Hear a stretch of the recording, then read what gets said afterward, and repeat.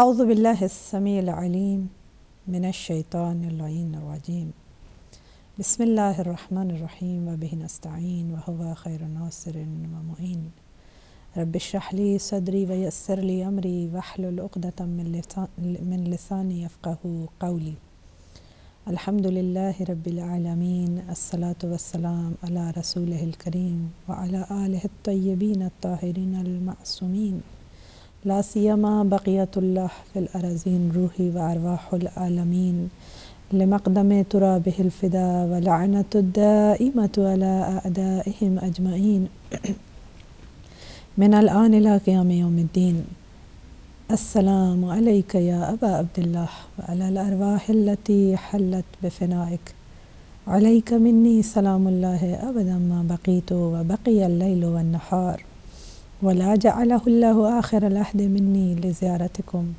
السلام علی الحسین وعلی علی ابن الحسین وعلی اولاد الحسین وعلی اصحاب الحسین. ہماری جانیں قربان ہو سید الشہداء امام حسین علیہ السلام پر کہ یہ آپ ہی کا وجود بابرکت کہ جس کی بدولت ہم نے جوان مردی اور کرامت نفس جیسے مفاہیم کو سیکھا اور یہ کربلا والوں کی سکھائی ہوئی تعلیمات ہیں. یہ کربلا والوں کی حیات طیبہ کا مطالعہ کرنے کے بعد عام انسان سمجھ سکتا ہے کہ دراصل اگر ذلت کے ساتھ زندگی گزاری جائے تو یہ حیات و زندگی کہلانے کے قابل نہیں ہے، بلکہ اس سے عزت کی موت بہت اعلیٰ و عرفہ ہے. اور اگر انسان عزت اور کرامت جیسی نعمتوں سے خالی ہے تو پھر انسان نہیں، وہ درندہ ہے.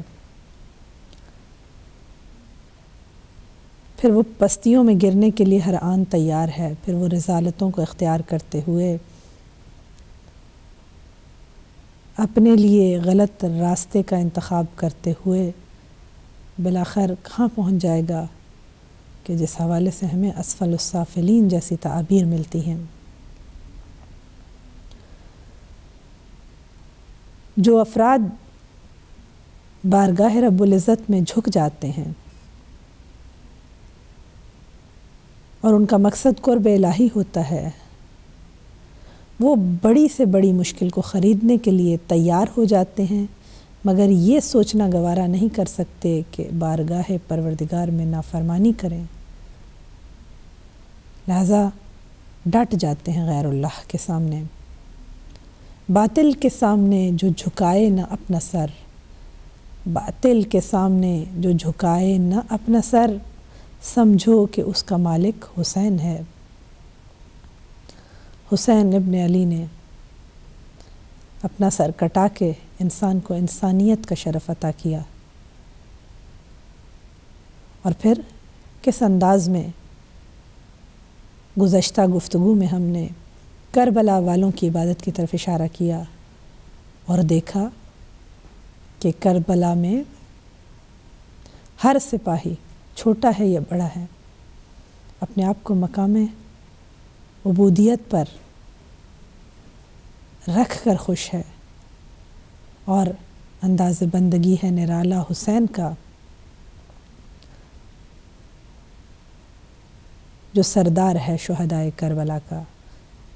کیا فرمایا شاعر نے کہ انداز بندگی ہے نرالا حسین کا، سجدوں میں لاجواب ہے سجدہ حسین کا. بے داغ زندگی کا یہی تو کمال ہے، ہر شخص پڑھ رہا ہے قصیدہ حسین کا. یہی وجہ ہے کہ آج حسین ابن علی کی محبت ہر صاحب ایمان و صاحب ضمیر کے دل میں بھری ہوئی ہے. جگر گوشہ رسول فرزند علی و بطول دنیا کو سکھا گیا عشق دیکھنا ہے تو آؤ کربلا میں دیکھو کہ ہم جان ہتھیلی پر لے کر پھر رہے ہیں. اور دنیا کی ہر چیز کو ٹھوکر مارنے کو تیار ہیں. جو تخت و تاج و حکومت کو ٹھوکر مار دے اور کہے کہ قرب رضوان افضل ہے، لقائے پروردگار کو ہر چیز پر ترجیح دے، اسے حسین ابن علی کہتے ہیں. اور شریعت کی منطق میں ولایت کی تعریف اور مفہوم اگر دیکھنا ہو تو یہی ہے کہ بے چون و چراں تسلیم ہو جاؤ. اور در حقیقت اسی کو حقیقی عشق کہتے ہیں. ورنہ اگر کراہت کے ساتھ انسان کوئی عمل انجام دے تو اس کی تو کوئی قیمت نہیں ہے، اس کو سچا عشق نہیں کہا جا سکتا. کربلا میں فضیلتوں کے مینار نظر آتے ہیں اور مد مقابل ایسے پست ترین افراد نظر آتے ہیں کہ جو انسانیت کے نام پر دھبا ہیں، جو لوگ انسان کہلائے جانے کے قابل نہیں ہیں، جو صرف 72 کے قاتل نہیں ہیں، پوری انسانیت کے قاتل ہیں، جنہوں نے حق و حقیقت کو اپنے پاؤں تلے روند ڈالا.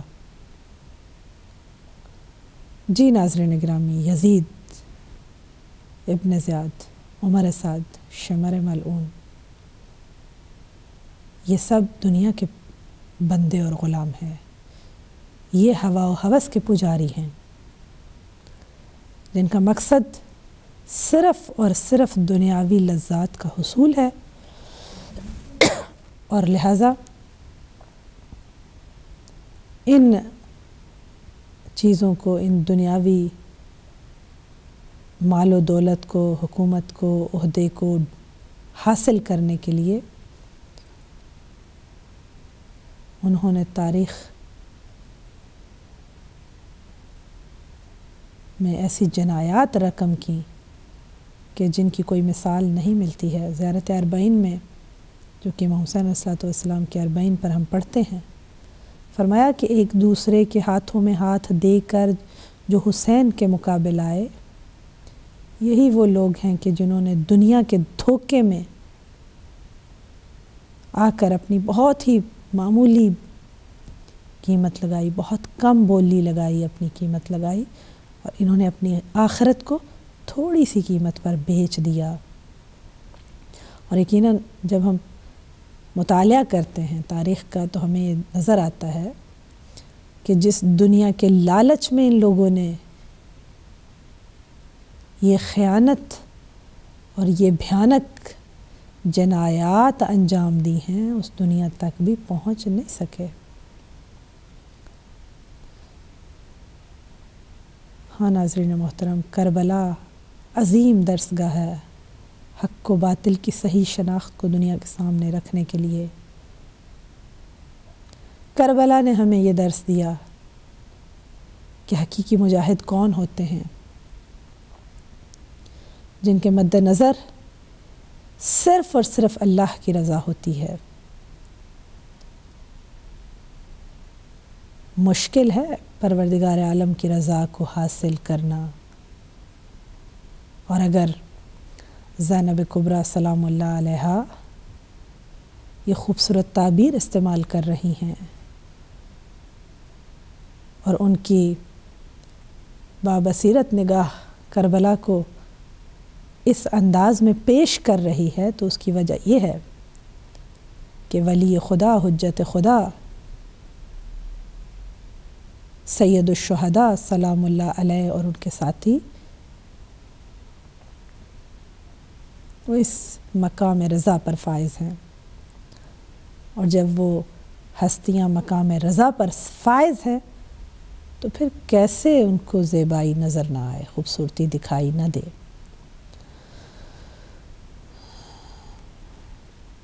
کہتے ہیں کہ معصوم کے پاس ایک دفعہ ایک شخص آیا اور آ کر کہتا ہے کہ ابن رسول اللہ، مجھے صحت کی بجائے بیماری زیادہ پسند ہے، مجھے پیسے کی بجائے فقر زیادہ پسند ہے، مجھے بہت بڑے بڑے گھروں اور محلوں کی بجائے چھوٹے چھوٹے گھر، کھلے راستوں کی بجائے تنگ گلیاں پسند ہیں۔ اندازہ لگائیے۔ مجھے فقر پسند ہے، دولت مردی پسند نہیں۔ مجھے گمنامی پسند ہے، شہرت پسند نہیں، اور کافی ساری تعابیر۔ تو ارشاد فرمایا، مسکرائے ارشاد فرمایا، ہمیں وہ پسند ہے جو ہمارے رب کو ہمارے لیے پسند ہو۔ اگر پروردگار عالم فقر دینا چاہتا ہے تو فقر پسند ہے، دولت سے نوازنا چاہے تو وہ پسند ہے، خدا صحت دے تو پسند ہے، بیماری دے تو پسند ہے۔ ہم اس کی رضا پر راضی رہتے ہیں۔ اور کربلا میں دیکھو کہ اس کی رضا پر راضی ہیں۔ اگر دوش نبوت پر سوار ہیں تو راضی ہیں، اگر سموں کے نیچے ہیں، گھوڑوں کی ٹاپوں کے نیچے ہیں، تب بھی راضی ہیں، اور سوائے اس کے کہیں کہ پروردگارہ رضاً برضاک و تسلیماً لامر مولا، پروردگارہ ہم تسلیم ہیں تیرے حکم کے آگے، تیری رضا میں ہماری رضایت ہے۔ جب حتیٰ حرکت کی مکہ سے کوفہ کی طرف تو خطبے میں فرمایا رضا اللہ رضان اہل البیت، ہمارے خاندان کی پسند اور رضا وہی ہوتی ہے جس سے خدا راضی ہوتا ہے، اور یہ عشق حسین ہے۔ دنیا والوں کو دکھا دیا، پروردگار عالم جب آزمائشوں میں ڈالتا ہے، جب امتحانات میں انسان کو مبتلا کرتا ہے، تو اس کا ایک سبب یہ بھی ہوتا ہے کہ دنیا کو اچھائی اور برائی کی تمیز ہو جائے، حق کو باطل کی تمیز ہو جائے۔ اور یہ کمال ہے کربلا کا، یہ کمال ہے عاشورہ کا، سید الشہداء کا، کہ جب تک دنیا رہے گی حق کو باطل میں تمیز کر کے دکھا دی۔ ممکن ہے یہ کوئی کہے کہ کیا آج سب نمازی ہو گئے، کیا سب عبادت گزار ہو گئے، کیا ساری دنیا کے لوگ حرام اور حلال کی پابندی کرنے لگے ہیں؟ نہیں، ایسا نہیں ہے۔ لیکن حتیٰ وہ افراد کہ جو دیندار نہیں ہیں، بے دین ہیں، حتیٰ وہ افراد کہ جو غلط کام کرتے ہیں، وہ افراد بھی اچھائیوں کی تعریف کرتے ہیں، عدل کو پسند کرتے ہیں، انصاف کو پسند کرتے ہیں۔ وہ افراد بھی چاہتے ہیں کہ جب فیصلہ ہو تو جس کے ساتھ حق ہو اس کو حق دیا جائے۔ وہ افراد بھی تمجید کرتے ہوئے دکھائی دیں گے ان افراد کے کہ جو بے گناہ ہیں، جو غلط کاموں میں نہیں پڑے ہوئے، خود گناہگار ہے، لیکن اپنے لیے جب جیون ساتھی کا انتخاب کرنا چاہتا ہے تو کہتا ہے کہ وہ ہو جو گناہوں میں آلودہ نہ ہو۔ اور یہی حق کی فتح ہے کہ آج لوگوں میں انسانیت نظر آتی ہے، اور یقیناً آج ہر ظالم کو ہر کوئی ناپسند کرتا ہے۔ حتیٰ ظالم اگر اس کے ساتھ ظلم ہو جائے تو وہ جانتا ہے کہ یہ ظلم ہے اور یہ اچھی چیز نہیں ہے، پسندیدہ نہیں ہے۔ کربلا نے ہمیں یہ سکھایا، اور یہ اس کا حسن ہے، یہ اس کی زیبائی اور خوبصورتی ہے کہ حق و باطل کے درمیان میں ایک باؤنڈری بنا دی، اور پتہ چل گیا کہ یہ حق ہے، یہ باطل ہے۔ کربلا کی خوبصورتیاں اور جمال۔ ایک اور نقطہ جو میرے سمجھ میں آتا ہے وہ یہ ہے کہ کامیابی کا جو مفہوم دیا ہے وہ کیا ہے؟ ظاہری طور پر لوگ کہتے ہیں کہ سب مارے گئے اور یہ کیسی کامیابی ہے، تو یہ غلط ہے۔ کربلا والوں نے اپنے عمل کے ساتھ، اپنے کردار کے ساتھ یہ ثابت کیا کہ اوج مظلومیت پر رہ کر بھی آپ فاتح ہو سکتے ہیں۔ اور امام خمینی رحمۃ اللہ علیہ نے کہا تھا کہ خون کا تلوار پر کامیاب ہونا پیروزی شمشیر بر خون، تو یہاں یہی سمجھ آتی ہے کہ جس ملت میں شہادت کو سعادت سمجھا جائے وہ کامیاب ہے۔ اور کربلا والوں نے کہا ہم مارے جائیں یا مار ڈالیں، دونوں صورتوں میں ہم کامیاب ہیں، ہم موفق ہیں۔ کیوں؟ اس لیے کہ ان کے نزدیک فریضہ جو ہوتا ہے، جو واجب ہوتا ہے انسان پر، یعنی گویا وہی جو اللہ کی رضا جس چیز میں ہے، وہ اس عمل کو انجام دینے کو اہم سمجھتے ہیں۔ اہم یہ ہے کہ میں اپنی ذمہ داری کو بے طریق احسن انجام دوں، نتیجہ جو بھی نکلے وہ اہم نہیں ہے۔ اور یہ کربلا کا حسن ہے، اس نے ہمیں سکھا دیا۔ اور اسی طرح سے سید سجاد اور سیدہ زینب سلام اللہ علیہ نے اسی نگاہ کے ساتھ ان تمام تر دردناک المناک حوادث کو اسی دید سے دیکھا، جبھی تو کہا ما رأیت الا جمیلا، کیونکہ دیکھا کہ یہ ساری قربانیاں اس لیے ہیں کہ اسلام کامیاب رہے اور رہا۔ لہذا ضرورت ہے اس بات کی کہ ہم کس عینک سے، کس زاویے سے دیکھتے ہیں، ہم کس انداز میں مسائل اور مشکلات کے ساتھ برخورد کرتے ہیں، یہ اہم ہے۔ اور امام زین العابدین علیہ السلام کے پاس ابراہیم بن طلحہ آیا اور پوچھا مولا کون کامیاب ہوا؟ کہا کہ جب نماز کا وقت آئے گا نا تو اذان پڑھنا، اقامت پڑھنا، اور تو خود سمجھ جائے گا کہ کون کامیاب ہے۔ آج ندائے توحید دو نبوت جب بلند ہوتی ہے تو یہ اعلان کرتی ہے کہ حسین ابن علی اپنے مقصد میں کامیاب ہیں۔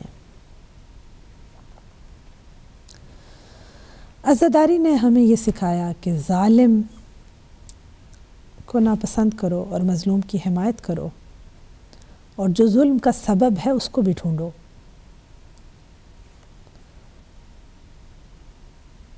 لہذا ملتا ہے اللہم لعن اول ظالم ظلم حق محمد وآل محمد وآخر تابعین الاخر۔ اور اسی طرح سے جب کہا گیا کہ یزید کی بیعت کی جائے تو میرے مولا نے ارشاد فرمایا کہ میں نے اپنے جد سے یہ سنا کہ خلافت آل ابو سفیان پر حرام ہے، یعنی جڑ کو لوگوں کے سامنے لا کر رکھ دیا کہ اصل ریشہ جو ہے اس برائی کا، اصل جڑ جو ہے اس کی، وہ کیا ہے۔ کربلا نے ہمیں یہ سکھایا کہ خالق کی رضایت اہم ہے اور کبھی بھی مخلوق کی رضایت کو برتر نہ سمجھا جائے۔ لوگ کسی حالت میں انسان سے راضی نہیں ہوتے، اور بعض اوقات کسی ایک کو راضی کرتے کرتے انسان دوسرے کو ناراض کر بیٹھتا ہے۔ تو کیوں گھاٹے کا سودا کیا جائے اور کیوں اپنی عاقبت کو تباہ کیا جائے؟ لوگوں کو سوچتے سوچتے، ان کی رضایت کو حاصل کرتے کرتے پروردگار عالم کی نافرمانی کیوں انجام دی جائے؟ کربلا کا یہ بہترین درس ہے۔ کہ اہم پروردگار عالم کی رضایت ہے۔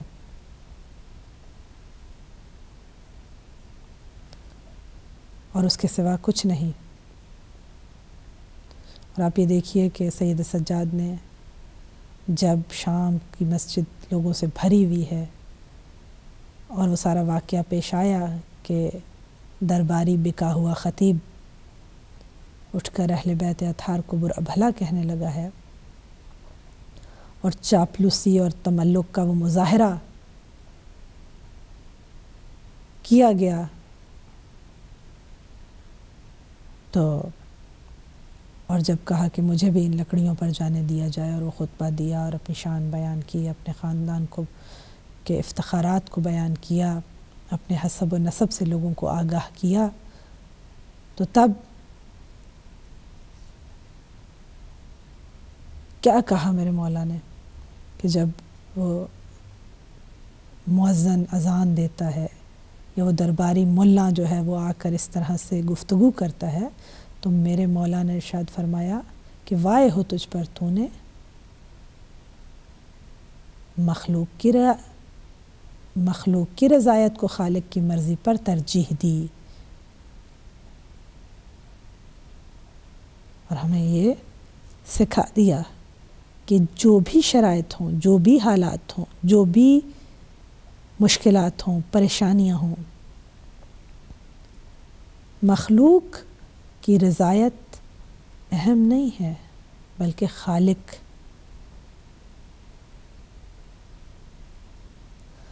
تو ہم یہ دیکھتے ہیں کہ حتیٰ آج کی دنیا میں بہت سارے گھروں میں یہ مسائل ہمیں دکھائی دیتے ہیں، مشکلات ہیں، مسائل ہیں، لوگ جو ہیں وہ،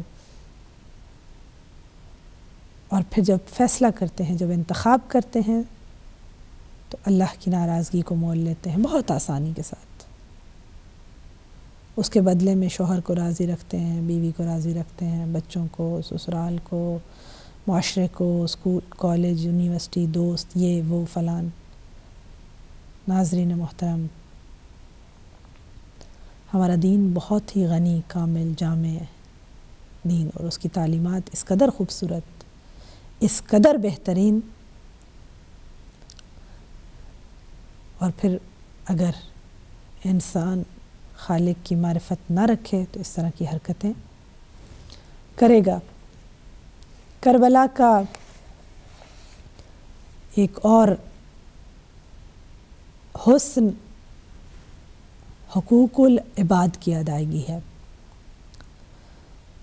جب جناب مسلم بن عقیل گرفتار ہو جاتے ہیں تو تاریخ ہمیں یہ بتاتی ہے کہ فرماتے ہیں کہ میری 3 وصیتیں ہیں، ان میں سے ایک وصیت یہ ہے کہ میرے ذمے اتنا قرضہ ہے اور میری زرع کو بیچ کر اس قرض کو ادا کر دیا جائے۔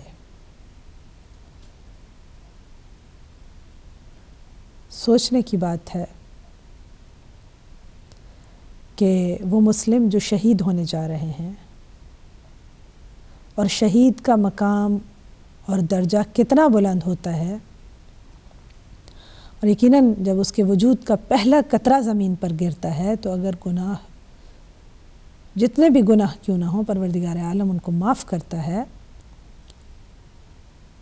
لیکن ہم دیکھیں گے کہ حقوق العباد کی پاسداری کے لیے کتنا بڑا درس ہے کہ اگر کسی کا کچھ میں، البتہ اس میں ایک اور بھی پیغام نہفتہ ہے، گویا مسلم کتنے دنوں سے یہاں رہ رہے ہیں، مال و دولت اور پیسہ اور خرچ لے کر آئے ہیں، لیکن بالآخر پردیس میں، اور اگر یہ قرض لیا ہے تو پھر اس کی ادائیگی کی فکر بھی ہے۔ بس آخری وصیت، شہید ہونے جا رہے ہیں لیکن بھولے نہیں کہ میرے ذمہ یہ قرضہ ادا کیا جائے۔ اور 2 محرم کو جب یہ قافلہ سرزمین کربلا پر پہنچتا ہے تو ہمیں ملتا ہے کہ مولا سید الشہداء امام حسین امام علی مقام نے کیا کام کیا، کسانوں کو بلایا اور اس زمین کو خریدا اور اس کی قیمت جو ہے وہ ادا کی، تاکہ ان کا اور ان کے ساتھیوں کا خون لوگوں کی زمین پر نہ بہے۔ اللہ اکبر۔ حسین نہیں چاہتے کہ ان کی قبور غیروں کی جگہ پر بنے، غیروں کی زمین پر بنے۔ اللہ اکبر۔ حقوق العباد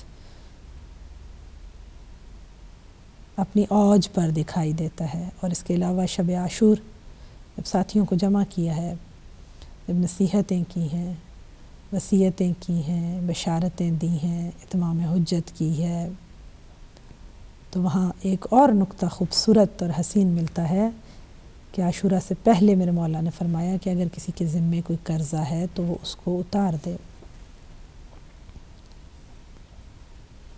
آج کے مسلمان کو یہ دعوت فکر ہے کہ حسین راضی نہیں کہ کوئی مقروض ان کے 72 ساتھیوں میں ہو، لہذا حق الناس بہت اہم ہے۔ یہاں تک کہ احکام میں یہ ملتا ہے کہ اگر کسی کے ذمے کسی کا حق ہے اور وہ مانگنے آ جائے اور انسان حالت نماز میں ہو اور وہ کہے کہ مجھے ابھی اپنی رقم چاہیے، ابھی اپنی چیز چاہیے، اور وہ ادا کر سکتا ہو، تو واجب ہے کہ نماز کو توڑ دے اور پہلے اپنا قرضہ ادا کرے۔ تو یہ کربلا کا حسن اور درس ہے۔ حدیث میں ملتا ہے کہ اگر کسی کے ذمے کوئی قرض ہو اور اس کے پاس پیسے بھی ہوں اور وہ جان بوجھ کر کہے کہ نہیں میں نہیں ادا کرتا، میری مرضی، میں نہیں دینا چاہتا، اتنا بڑا ستم ہے یہ۔ حقوق العباد کے حوالے سے اتنی زیادہ اہمیت اس کی بیان ہوئی ہے کہ پیسے ہیں تیرے پاس لیکن تو اپنا قرض ادا نہیں کر رہا، تو پھر ہر رات جب وہ سوتا ہے تو اس کے کھاتے میں چوری کا گناہ لکھا جاتا ہے۔ اسی طرح سے حق مہر کی اتنی اہمیت ہے۔ آج کے لوگ اپنی شادیوں میں ہر قسم کے گناہ کو برداشت کر لیتے ہیں، ہر قسم کے خرچوں کو برداشت کرنے کے لیے بہت ہی پوری آمادگی کے ساتھ تیار ہوتے ہیں۔ بہترین ہال بک کروائے جاتے ہیں، بہترین لباس، بہترین خرچے، اور وہاں پہ کسی کو کوئی تکلیف نہیں ہوتی، لیکن اگر کوئی بچی یا اس کے والدین حق مہر کو زیادہ لکھوائیں کسی بھی وجہ سے، تو وہاں فوراً تکلیف شروع ہو جاتی ہے اور درد ہوتا ہے۔ حالانکہ شادی میں واجبات میں صرف 2 چیزیں واجب ہیں، ایک خطبہ نکاح اور دوسرا حق مہر۔ اگرچہ روایات میں ملتا ہے کہ بہتر ہے کہ اس کی رقم کم ہو، لیکن دین نے یہ حق دیا ہے کہ اگر آپ زیادہ لکھوانا چاہیں تو اس میں کوئی حرج نہیں ہے۔ اور بعض اوقات بعض لوگ یہ کہہ کر کہ کس نے دیا کس نے لیا جتنا مرضی لکھوا لیں، تو روایات میں ملتا ہے کہ اگر کوئی اپنی زوجہ کا حق مہر ادا کرنے کی نیت نہیں رکھتا تو وہ چور ہے۔ اسی طرح انفاق کرنا، اللہ کی راہ میں خرچ کرنا اور قرض دینا اور صدقہ، یہ بہت زیادہ اہم ہے۔ البتہ ظاہر ہے کہ ہمارے ٹاپک سے ریلیٹڈ نہیں ہے۔ بہرحال میں عرض کر رہی تھی کہ کربلا میں بندوں کے حقوق کے حوالے سے کربلا والوں نے اپنا کردار جو ہے وہ بطریق احسن نبھایا ہے۔ حلال و حرام کی پابندی بھی یہاں سے سمجھ آتی ہے۔ ہم یہ دیکھتے ہیں کہ اس قدر پابندی کی جاتی ہے دینی احکام کی کہ حتیٰ اگر اسیر سمجھ کر کوئی نان و خورما لے کر آیا ہے تو چھوٹے چھوٹے بچے ہیں جو بھوکے ہیں، پیاسے ہیں، لیکن بیویوں نے یہ کہہ کر نان و خورما واپس کر دیے کہ ان الصدقۃ علینا حرام، ہم صدقہ نہیں کھاتے۔ اب ایک پہلو تو حرام و حلال کی پابندی ہے، اور دوسرا پہلو یہ ہے کہ دنیا والوں پہچانو تو صحیح کہ یہ لوگ کون ہیں، ہم لوگ کون ہیں، کس خاندان سے تعلق رکھتے ہیں، کون ہوتے ہیں وہ جن پر صدقہ حرام ہوتا ہے۔ ہم آل رسول ہیں، ہم اولاد رسول ہیں، اور تم ہمیں صدقہ دے رہے ہو۔ اللہ اکبر۔ بہت سے انقلابات دنیا میں دکھائی دیتے ہیں، بہت سے قیام ہوتے ہیں،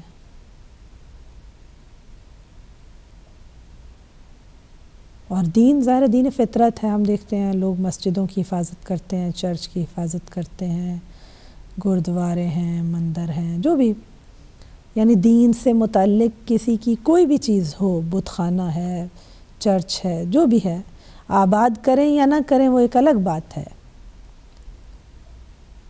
وہ ایک الگ نقطہ ہے، لیکن لوگ جو ہے وہ خیال رکھتے ہیں، دنیا جو ہے ان چیزوں کو بھولے گی نہیں۔ اور ہم دیکھتے ہیں کہ چاہنے والے دین پر عمل کریں یا نہ کریں، اپنے رہبر کی شخصیت کو پہچاننے کی کوشش کرتے ہیں۔ کربلا کا رہبر امام معصوم ہے، ولی خدا ہے، حجت خدا ہے۔ دنیا آج آپ پوچھ لیجئے دوسرے مذاہب کے افراد کو بھی کہ کس طرح سے در حسین پر آتی ہے، کیوں؟ اس لیے کہ جانتی ہے کہ وہ شخصیت ہے رسول جس کے بوسے لیا کرتے تھے، جن کی پشت پر اگر حالت سجدہ میں حسین چلے گئے ہیں تو تسبیح کو 70 دفعہ بڑھایا، یہاں تک کہ خود اتر آئے۔ ایک عالم دین کا جملہ میں دہراؤں گی، فرمایا کہ حسین بچے تھے، رسول خدا تو بچے نہیں تھے، اور یقیناً گویا اپنے ہر عمل سے تعارف کروایا حسین ابن علی کا کہ دین است حسین، دین پناہ است حسین۔ اگر دین کو پہچاننا ہے تو پھر پیروی کرو حسین ابن علی کی۔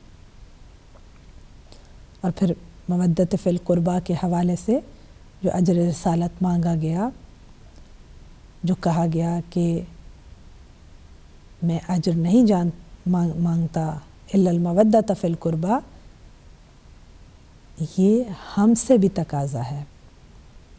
اور کربلا کا حسن یہی ہے کہ چاہنے والے حسین ابن علی سے عشق کرتے ہیں، کرتے رہیں گے، اگرچہ ظاہر ہے کہ اس کے مراحل اور مراتب میں کوئی بالکل پہلی سیڑھی پر ہے اور کوئی معرفت حاصل کر کے قدم بے قدم جو ہے وہ بلندیوں کا سفر اختیار کر لیتا ہے۔ مولا امام حسین علیہ السلام کا ہدف اور مقصد اس قدر بلند و برتر نظر آتا ہے، کیوں؟ اس لیے کہ ہر صورت میں اس دین کو بچانا ہے، کہ لحوف میں ملتا ہے کہ کسی کہ پوچھا جاتا ہے شہید کیوں ہونا چاہتے تھے حسین ابن علی، تو کیا فرمایا؟ الا ترون الحق لا یعمل بہ، کیا تم دیکھتے نہیں ہو کہ حق پر عمل نہیں ہو رہا؟ حسین شہید ہوں گے تو اس شہادت سے لوگ جاگ اٹھیں گے، بیداری ہوگی۔ شہید کا خون کبھی بھی رائے گان نہیں جاتا، یہ سکھایا کربلا والوں نے کہ آج دیکھ لو 1400 سال گزر گئے لیکن ان تمام فضیلتوں کو جگا گئے حسین ابن علی۔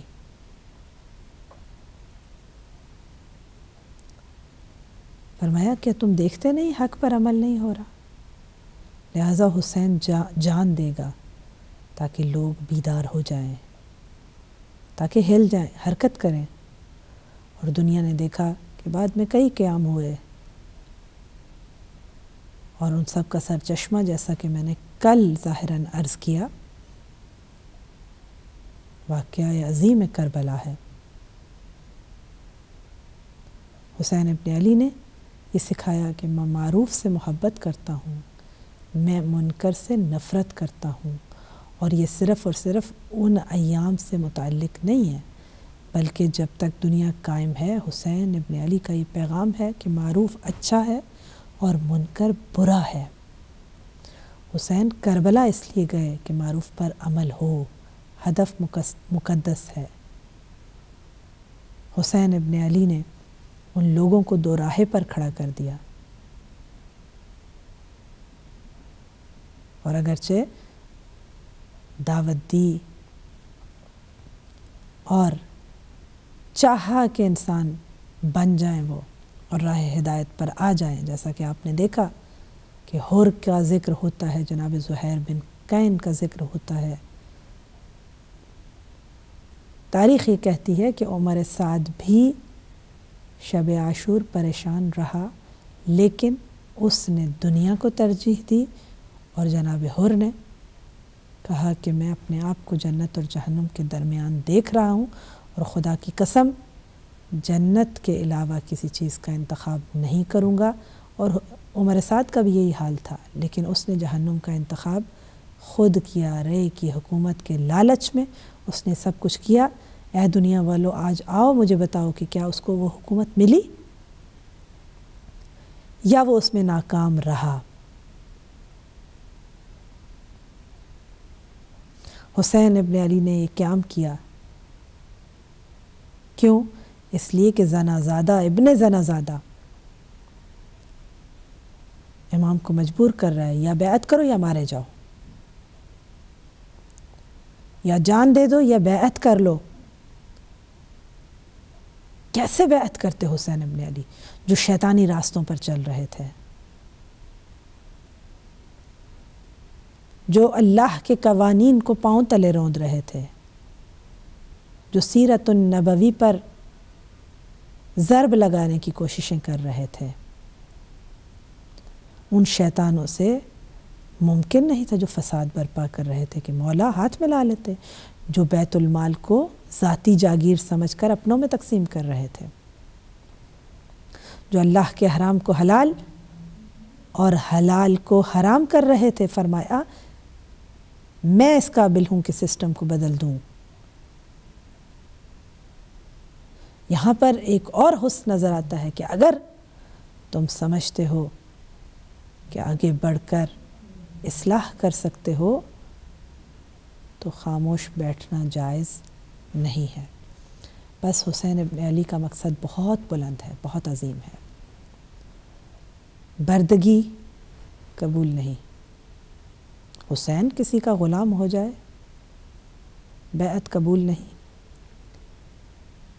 یزیدی نظام ناقابل قبول، ذلت پوری طاقت سے فرمایا ہیہات من الذلہ۔ پیام عاشورہ، پیام حسین علیہ السلام اور ان کے تمام تر ساتھیوں کا، خود نمائی نہیں چاہتے، ہم ریاکاری نہیں چاہتے، ہمارا ہر عمل قربتاً الی اللہ ہے۔ مقصد حسین یہ ہے کہ دین کا احیاء ہو اور الہی قوانین کا نافذ کیے جائیں۔ ناظرین محترم، دنیا میں بہت ساری جنگیں ہوئیں، ہوتی رہیں گی، پھر عاشورہ ممتاز کیوں ہے؟ پھر اس کا امتیاز کیا ہے؟ اتنا پرکشش کیوں ہے؟ اس لیے کہ ان کا رہبر حسین ہے، اس لیے کہ حسین ابن علی کو اپنی شہادت کا علم تھا، اور اس علم اور آگاہی کے ساتھ اس راستے پر آئے۔ درست ہے بم بلاسٹ ہوتا ہے، گولی سے کوئی مارا جاتا ہے، بے خبری میں کوئی کسی کو شہید کر دیتا ہے، وہ بھی شہید ہے، اس کا بھی درجہ بلند ہے، اس کے بھی گھر والوں پر ہم سلام کرتے ہیں، اس کو بھی عزت اور مقام حاصل ہے۔ لیکن ناظرین محترم، خطرے والی جگہ پر جانا اور بات ہے، لیکن اس یقین کے ساتھ کہ ہر صورت میں مارا جاؤں گا، لیکن میرا خون دین کا نام بلند کرے گا۔ جس ہستی نے یہ کام کیا اسے حسین ابن علی کہتے ہیں۔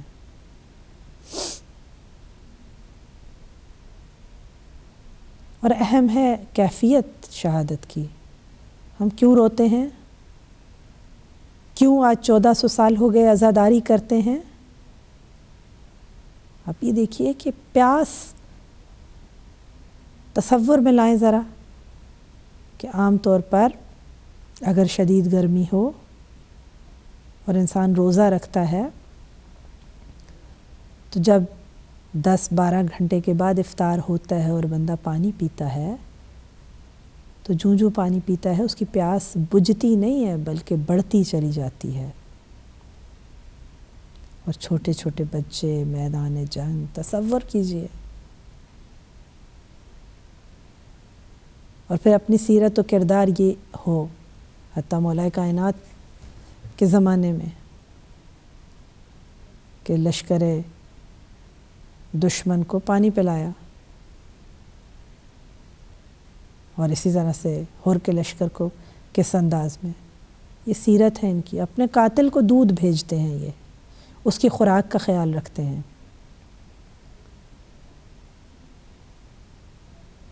جنگ کے کچھ اصول ہوتے ہیں، قواعد ہوتے ہیں، ضوابط ہوتے ہیں،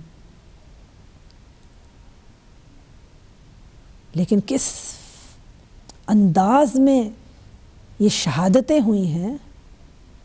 واللہ یہ دل زینب و دل حسین کے علاوہ کوئی اس کی حقیقت تک نہیں پہنچ پاتا کوئی عام انسان. آپ دیکھیے کہ کہتے ہیں کہ عراق میں شبیہیں بنائی جاتی تھیں، ایک زمانہ تھا، اور کوئی حاضر نہیں ہو رہا تھا کہ حرملہ کا کردار ادا کرے. ایک غیر مسلم کو لایا گیا اور اس کو کہا گیا کہ اس طرح سے صرف یہ ایک پلے ہے، ایک ڈرامہ ہے، ایک شبیہ ہے، اصل نہیں ہے. جب اس ننھے بچے کو لایا جائے گا تو تم نے یہاں کھڑے ہو کر تیر چلانا ہے. تو کتابوں میں یہ لکھا ہے کہ جب اس نے یہ سارا منظر دیکھا تو وہ حتیٰ یوں ہی بھی یہ کام کرنے کو تیار نہیں ہوا، اس کا دل دہل گیا. اس طرح کے ظلم و ستم ہوئے ہیں، اس انداز میں شہادتیں ہوئی ہیں وہاں پر. انشاءاللہ زندگی رہی تو کل گفتگو کو آگے بڑھائیں گے. ناظرین محترم، تیزی کے ساتھ یہ ایام ختم ہو رہے ہیں. آج سید الشہداء کو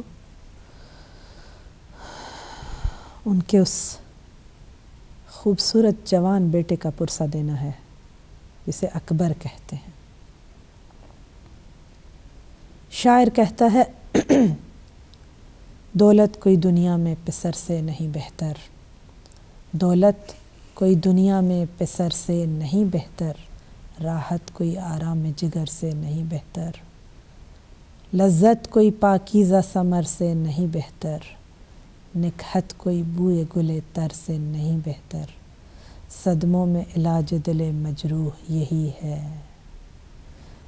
ریحان یہی روح یہی ہے. یا رب کوئی فرزند جدا نہ ہو نہ پدر سے، موت آ کے نہ لے جائے یہ دولت کسی گھر سے، اٹھ جاتا ہے جینے کا مزہ مرگ پسر سے، جاتا نہیں یہ داغ موئے پر بھی جگر سے، اس غم میں کرے کوئی صبر نہیں دل یہ کسی کا، ہاں سبت پیمبر کا حسین ابن علی کا. ناظرین محترم، پورا ذکر نہیں کر سکوں گی، بس یہ عرض کروں گی کہ اولاد بہت پیاری چیز ہوتی ہے، اور 2 وقت ایسے آتے ہیں کہ جب بہت پیاری لگتی ہے اولاد، جب بولنے لگتی ہے، اور جب بیٹا جوان 18 سال کا ہو جائے.